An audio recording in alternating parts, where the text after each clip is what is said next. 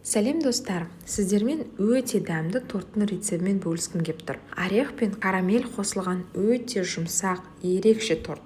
Ең алдымен крем мен карамельден бастаймыз, себебі бұлар толық суыға уақыт кетеді. Крем жасау үшін асты қалың табаға сүт, ванильді қант, ақ қант, жүгері крахмалын, жұмыртқа сарыуызын қосып, жақсылап араластырып аламыз.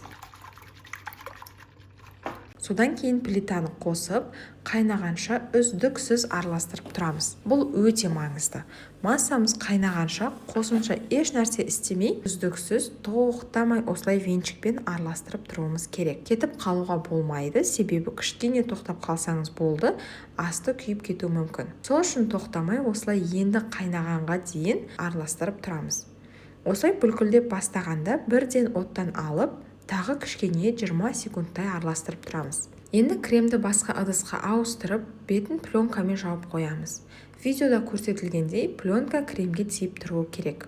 Егер тиіп тұрмаса, кремнің ыстығынан пленка ішінде ылғал тамшылар пайда болады. Бетін ашық қалдыруға да болмайды, себебі кремнің бетінде құрғақ қабат пайда болып, сосын ол кремде іртік-іртік болып жүреді. Енді карамель дайындаймыз. Асты қалың табаға қантты салып отқа қоямыз. Асты еріп бастағанда ақырын араластырып тұрып, толық қант ерігенше күтеміз.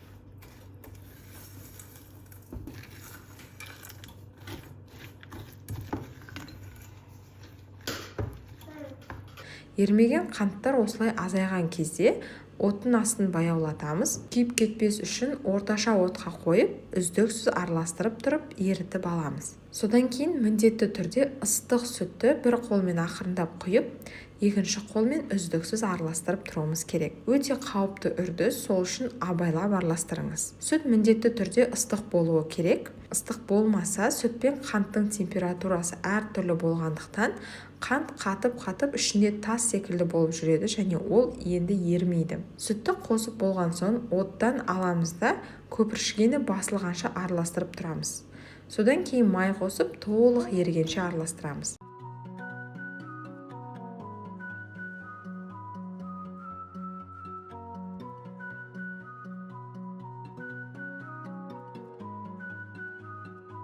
Енді басқа ыдысқа ауыстырып, бетін тиіп тұратындай етіп пленкамен жауып аламыз. Енді бисквит дайындаймыз. Ыдысымызға 3 жұмыртқа мен шым-шым тұз қосып, миксермен араластырып бастаймыз. Миксерді тоқтатпай, ақырындап қантты қосып тұрып, жұмыртқа ағарып, көлемі ұлғайғанша араластырамыз.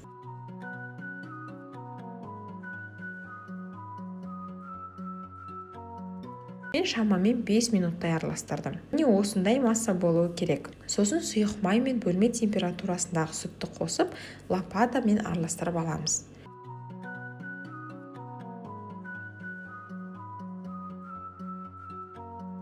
Сосын електен өткізілген ұн, қамыр қопсытқыш және майдаланған грек жаңғағын қосып, лопатамен араластырып аламыз.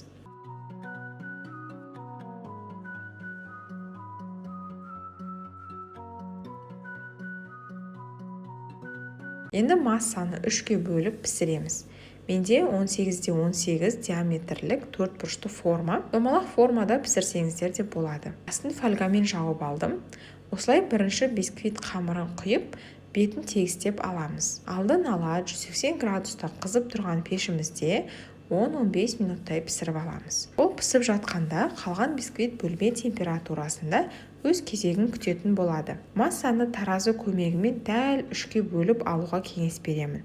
Сонда 3 бисквит бірдей болып шығады. Мен таразымен өлшемедім, сол үшін біріншісінде көбірек, қалған екеуінде азырақ етіп бөліп қойыппын. Енді бөлме температурасында тұрған сары майды миксермен ағарғанша араластырып алып, бағана жасаған қайнатпалы кремді майға қосып, бірге миксермен араластырып аламыз. Менде май кішкене салқындау болды, бірақ сіздер бөлме температурасындағы майды қолданыңыздар. Сонда мендегідей ермей қалған майлар іртік-іртік болып жүрмейді. Мен сол іртіктен құтылу үшін сосын блендермен езіп алдым.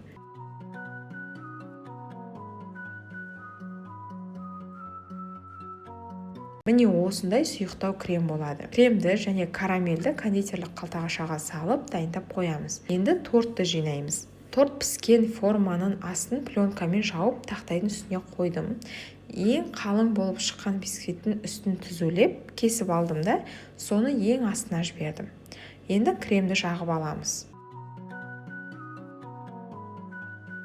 Сосын шеттеріне жеткізбей карамельді құйып шығамыз. Үстіне тағы крем жағып,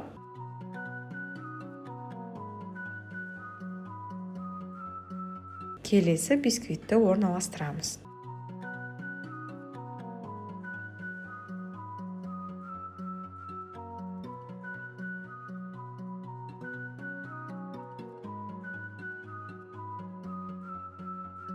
Солай тағы бір қабатын қайталап, ең соңғы бисквитті орналастырып, бетіне крем жағамыз. Мен шеттерін вафель үгітіндісімен әсемдеп, бетіне карамельден осылай өрнек жасап қойдым. Енді тоңазытқышқа кем дегенде 8 сағатқа немесе 1 түнге қалдырамыз. Бірден кесуге болмайды, торт толық суып сіңуі қажет. Міне тортымыз 1 түн тоңазытқышта тұрды. Енді формадан босатып кесіп көрейік.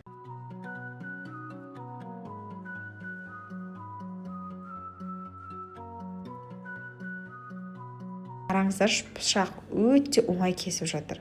Не деген жұмсақ, иісі деген керемет болып шығып тұр ғой. Дәмі деген сөз жоқ, ауызда еріп тұр ғой.